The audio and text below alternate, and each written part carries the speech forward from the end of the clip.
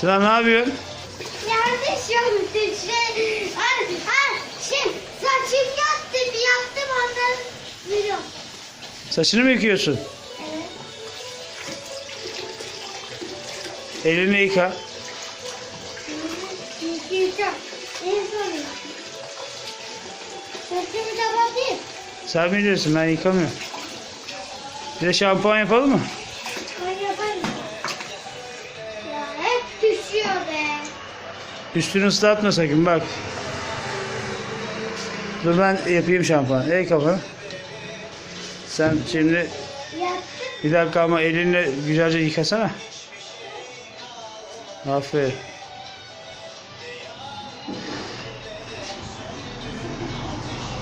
Ne demek istersin bu halde? Aynadan bana. Şey de. Bak. Neden o aynı? Ne demek istersiniz?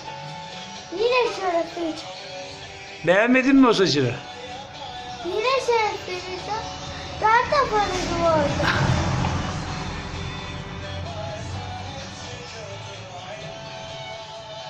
Bak.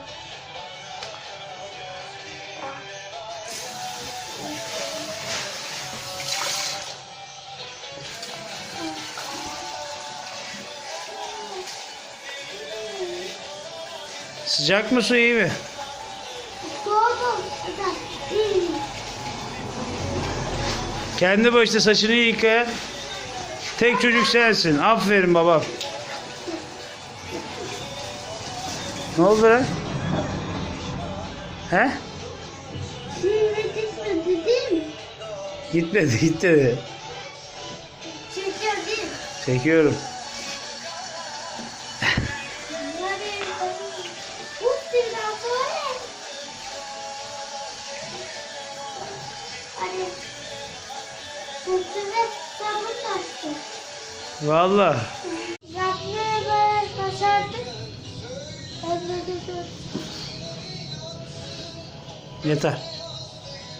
Bana bak şimdi, geç şu ortaya, bir bakayım saçına, otur bakayım. İşte Çınar'ın kendi yaptığı saçı. Ama şöyle çok iyiymiş. Baba anlatma. Çınar'ın yeni saçı.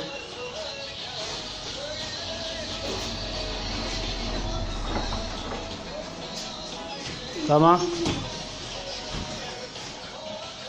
Kalk ayağa bakayım. Arkadaşlar şurayı yumuşak, hamurdan daha yumuşak, frenden daha yumuşak ve çok iyi. Yeni saç modelin için ne diyorsun Çınar'cığım? Ve Saç modelin için bir şey demek ister misin? istiyor.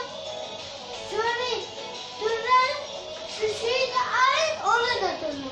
Şöyle istemiyorsan. Göre istemiyorsalar ne yapsınlar? Wax mı kullansınlar? İyi, tamam. Şu. Başka bir şey istiyor musun şöyle? Bakayım saçların bitti artık. Hadi gel. Bana bak. Bir şey söyleyecek misin? Şu arkaları yap. Dön bakayım arkana bakalım. Arkaları yap. Tamam, süper olmuş Çınar'cığım. Hadi kapatıyorum.